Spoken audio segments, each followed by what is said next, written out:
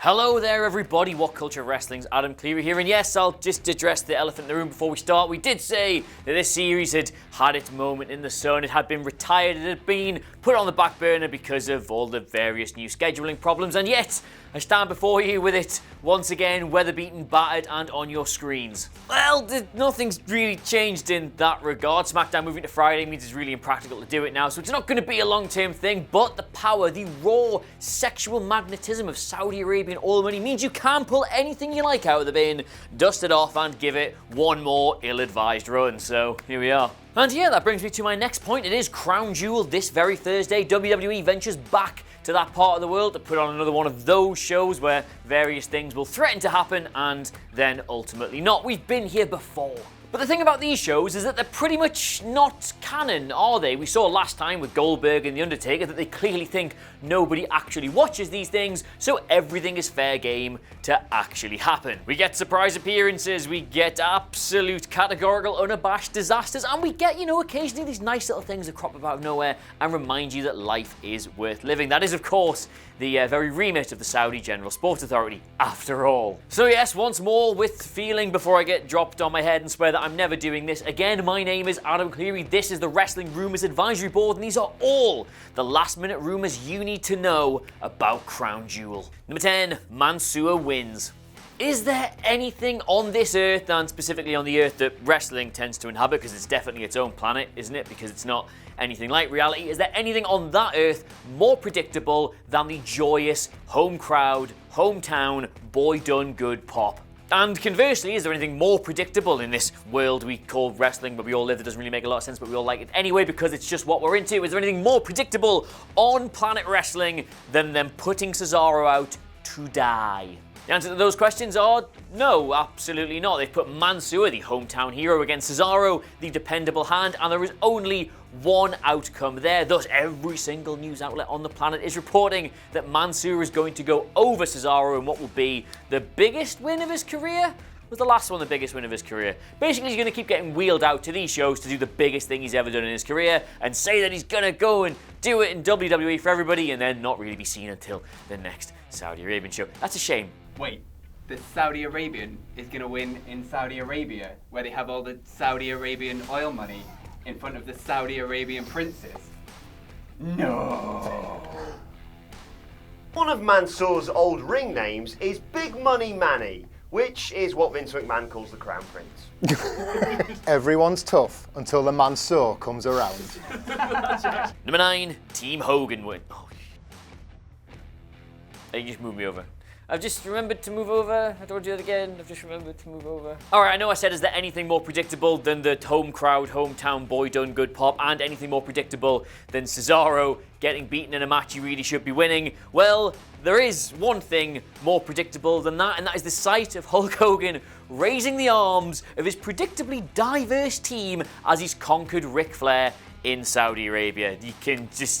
You find a betting website that's taking that, put your children on it. Yeah, Team Hogan versus Team Flair is just their way of getting the crusty old men having a match on the card like they normally do every single time. But this time, they haven't even got to go in the ring and do crusty old men wrestling moves. They have proxies. They have teams made up of exciting young talent and some of the biggest stars in the division, and my God, is Team Hogan going to walk that? Yes, not to be too cynical about all of this, although I am incredibly cynical about all of this, but Hulk Hogan's team is comprised of Roman Reigns, who is an American man of Samoan descent, and Ali, who is an American man of Pakistani descent, and Rusev, who is from Bulgaria, and Ricochet, who is a person of colour, and then Shorty G, who is the all-American hometown apple pie, look at him, he's so small, token inclusion in that. They'd still have a bit of a PR nightmare on their hands in regards to all of this, even more so given the Jordan Miles stuff that's gone on this week. So the sight of Hogan raising his team's arms in the air, being, look at me, aren't I unproblematic, is just, it's happening. I am a real Saudi Arabian, fight for the rights of every man, but not the women. I can't be racist. Look at me team. I guess if my team was going to have a shorty, I'd rather have one of them basketball shorties. Win $1 million with a basketball shorty. I guess we're all a little bit sizist and shorties. Number 7, Humberto wins the Battle Royal. Now, long-term viewers of this video, and yes, I know we all mourn its tragic loss, will know that I really hate talking about betting odds because, well, wrestling is predetermined and they normally know exactly which way the results are going to go, so it's kind of boring to talk about betting odds. But nonetheless, I still have to scour through them for the purposes of research, and this one did strike me as fairly interesting. Humberto Carrillo is not currently the favourite to win the 20-man battle royal to face AJ Styles later in the night, but his odds have gone from rank outsider to very, very short in a very short space of time, meaning someone at the betting companies has been talking to WWE and they've said, oh, do you know what, we're probably considering him to win it. It's probably not even decided yet who is actually going to win it, but the fact his odds have shortened that much should tell you that he is now being included in the conversation. So... He's stone cold! Stone cold! Jamal Khashoggi is stone cold! Oh, I get that. Arrive, get paid, leave. The bionic redneck! The bionic redneck! The bionic journalist? Number 7, Steve Austin makes an appearance. Yes, you see, I was saying they like to include...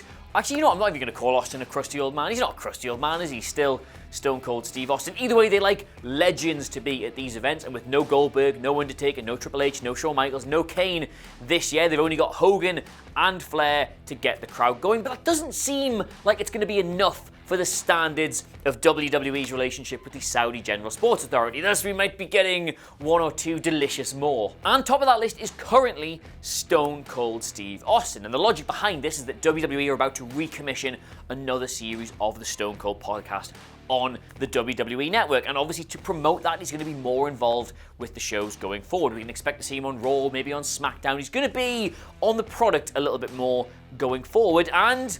well, if he's got nothing on that Thursday afternoon, why not fly him out to do a special spot, probably in the Hogan versus Flair match? Because there's only one legend who can, I don't know, the only team I'm on is Team SOB. There's a stunner for you, Drew. Tell you the truth, we'll probably know whether or not this one is legit before this video goes out, because all it's going to take is him to post that he's not in Saudi Arabia to clear that one up. But at the time of me recording this, his location is unknown, and it could well be he's going to be on that show. Maybe. Cool. This is Titus's year, if he can make it into the ring. Stegosaurus! Tyrannosaurus! Humbertosaurus! Women leaving the house in Saudi Arabia. Do you think he saw us? Number 6, Seth Rollins retains. Yeah, it's just sorry about this. I've seen a lot of talk on the internet recently that it's going to be like, oh, they weren't really sure what to do with The Fiend and Seth Rollins, or they've just decided because of the reaction to that they actually need to swap the belt over, even though they weren't going to do it originally, but we all booed so hard that they've changed their minds, and just, it ain't going to work like that. It reminds me a lot of them saying, remember, that they couldn't have Roman beat Brock at WrestleMania because the show would get booed out. So what they were going to do was just do it at the Saudi Arabia show later that month in front of a more receptive crowd. It's a lot like that, and it's just, it ain't going to happen. And as a result, pretty much every outlet who was reporting on this thing pretty much is going for Seth Rollins retaining the title yet again in this falls count anywhere, cannot be stopped weird gimmick malarkey they've got going on. But it will be stopped, won't it? Because the match will end, and it's just words, WWE. You need to understand how words work. It can be stopped. It will be stopped. Otherwise, they will wrestle forever. And even then they'll die because they'll get old, so it will end eventually. Not if he burns it down, am I right, guys? Not if he burns it down. Seth Rollins is about as popular as bikini contests in Saudi Arabia. Please no. Seth Rollins defeats The Fiend, and with Mohammed Bin Salman taken care of, he can finally fight Bray Wyatt. Number 5, Tyson Fury beats Braun Strowman.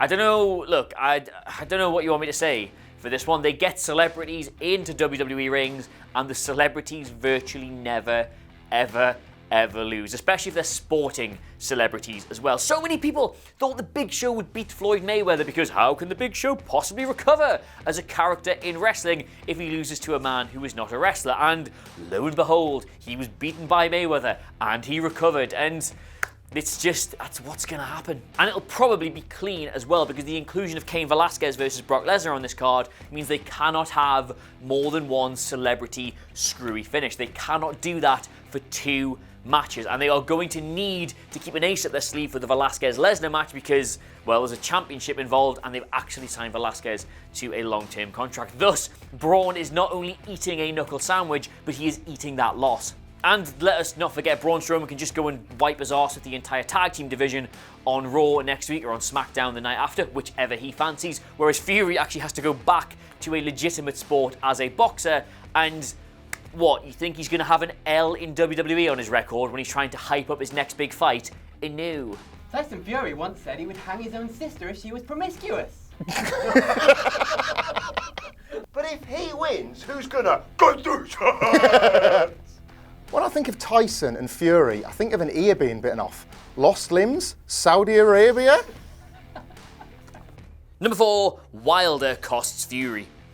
Yeah, so with all that said, the only way they can get around this is with more smoke and mirrors than, I don't know, like a home decor shop that is on fire. And they do have an option in regards to all of this, and it concerns the fact that Deontay Wilder is in Saudi Arabia at the same time as this show. Now, you can't have Fury lose the thing straight up because you can't have him beaten by a wrestler, but also it's a bit weird to expect Strowman to just get right back into the top of the division having taken the loss to a non-wrestler. So what you need is a non-finish, and one that is as, if not more entertaining than a regular finish itself. So having Wilder in the front row of that crowd, who then gets the match thrown out or interferes or something, is, well, it's the kind of headline and mainstream media coverage WWE absolutely dream of. Now, yes, I know he's already said he's not going to be there and Fury's already distanced himself from it, but that's the whole point of a surprise, isn't it? You can't know that it is coming. If they do that, it will be entirely revealed on the night, and it will be they crave it, don't they? They crave being in the mainstream media. They crave being seen as a legitimate sport, and having legitimate boxer Tyson Fury have his wrestling match thrown out because legitimate boxer Deontay Wilder got involved is just, that's the biggest sports story in the world, that, for a good 24 hours. If they can do that, they are already rubbing their legs in anticipation. There are only 3 things that need to be accomplished before the devil comes home. One of them is homosexuality being legal in countries, one of them is abortion, and the other one's paedophilia. That's Tyson Fury equating homosexuality to paedophilia. Oh, good! Another non-wrestler in WWE. Said no one ever. I don't give a single boxing's a work. Number 3, Cain Velasquez wins. Again, don't like talking about betting odds because it ruins the whole premise of this, and I might as well just ring up somebody in booking and tell you what's going to happen and where is the fun in that. But what I will say right now, I should actually try that at some point. Anyway, what I will say right now is that the betting odds between Cain Velasquez and Brock Lesnar in their match are currently not, you can't read anything into them. They go one way on one side, they go the other way on the other side, but they are so close that clearly nobody in the betting world knows which way that is going to go. And if nobody in the betting world knows which way that's going to go, it's because WWE don't, or they're not telling them. I should probably point out that when the betting odds are concerned, it's for who will win that match, not whether or not they will take the title on their way out. But WWE have signed Cain Velasquez to a multi-year deal. He's going to be a full-time part of that company the same way Rousey was when she was first introduced. And Brock Lesnar has just won the WWE Championship. Now, Brock Lesnar is on SmackDown. We don't know what they're going to do with Cain Velasquez yet for definite, so it's unlikely, we think it's Raw, but it's unlikely he's going to be taking that belt and moving it over to the Red brand, because that is SmackDown's top title. But at the same time, you do have the opportunity to put the Universal title on the Fiend and then move it the other way, or you can do... We don't really know, do we, how hard these walls are between Raw and SmackDown, so you can't rule it out purely because he's on the wrong show, is all I'll say. And that might be what I say, but what other places are saying is that he might actually win the championship on his first night in WWE. You have to drop it back to Lesnar at some point, you would imagine, but again, as a headline goes, as a grabs you by the sides of the ears and shakes you in the head and goes, look what we're doing, please don't stop watching the product. Cain Velasquez, WWE champion, is... it's angel dust, isn't it? It's gold. It's like not even the icing on the cake. It's like the glittery stars. It's just, they would love to do it. It's gotta be Cain! You didn't tell them Cain is an MMA fighter, not the bloke whose mask fell off last year, did you, Vince? I also had a mask and wig joke. Number 2, or it's just an immensely screwy finish. Yes, because of course that's the other option they've got. If they're going to do a clean finish between Fury and Braun Strowman, then that gives them the option to just do whatever the hell they want with this one, doesn't it? We saw Reigns versus Lesnar in the steel cage, and they did the spear him through the wall even though he hit the floor first, and it was actually all wrong and it should have gone the other way. They don't care at all, do they, about what happens in Saudi Arabia. They assume we're not watching, they assume it isn't canon, they assume we will watch The Undertaker and Goldberg drop each other on their heads for half an hour and not be bothered in the slightest or even tweet them about it, and how wrong they are. Thus, pretty much the one prediction everybody has in common for all of this, and the rumour that's doing the rounds all over the place, is that yes, Cain Velasquez is going to beat Brock Lesnar in Saudi Arabia at Crown Jewel in his match for the WWE Championship, but he will not at any point be leaving that building with the belt in tow, because it'll be a disqualification, or somebody will just pick Dominic up and hit him over the face with it. Nobody knows. Maybe Velasquez will birth Rey Mysterio and boot him at him like a football. We don't know, but it's going to get thrown out. Saudi Arabia aren't really known for their screwy finishes, more like soy. Wait, you're not Sidgwick. I wish I was. WWE booking a screwy finish in a title match on a pay-per-view. Number 1, The Undertaker shows up. Now, if you're about to watch this entry and think, gee, gosh darn, whizzo, howdy, boyo, Adam, I hope you're not just saying this because he's been photographed in Saudi Arabia, then prepare to be only mildly disappointed depending on how low your bar is. Because yes, he is in Saudi Arabia and thus they might use him on the show. Now, of course, the thing about this is that The Undertaker had to do some fairly good in-ring work as part of the Graveyard Dogs in order to get us to forget about his last appearance in this country, but again, I don't think that they think anybody in that crowd really cares about that last match, and I don't think they think that we even watch that last match or remember that, again, he dropped Goldberg on his head loads and loads and loads and loads of times, so they just might do it. That Flair versus Hogan match is crying out, absolutely crying out, for something as absurd as The Undertaker making an appearance and costing one side or the other. For the life of me, every time we come around to do these shows, I say this to you all, I don't care what they do. I don't care what's good booking. I don't care what's bad booking. I want them to just do something ridiculous so I can have a laugh about it. And The Undertaker shuffling all the way down the ramp like those video packages from the Mighty Boosh and then booting Ric Flair in the face and letting Roman get the pin or something. I'm here for it. Do it. Come on, why not? What you got to lose? I'm looking forward to a great evening of professional wrestling in a vibrant and progressive country. That train's never late. A year on, the dead man is back. No, not Jamal Khashoggi, silly. Dead man walking. Until his legs get cut off with a bone saw. Jesus Christ. That'll do. So, then you get back in the middle. There you have it. Those were all the last minute rumours for Saudi Arabia's Crown Jewel happening this week that I decided you needed to know. And yes, I read them on the thing and then wrote them on the thing. You read the article online at WhatCulture/WWE now, but I've done it in a video for you because only nerds like to read. Let us know what you made of it all in the comments below. And of course, don't forget to like, share, and subscribe. My heartfelt thanks to everybody who watched the show when it was a regular feature, and of course to the Wrestling Rumours Advisory Board. Who knows? They might move SmackDown back to Tuesday. They might do more random shows like this. We will see what the future holds, won't we, my friends? But yes, thank you very much for watching. I've, of course, been Adam Clery, and I will see you soonish. Yeah.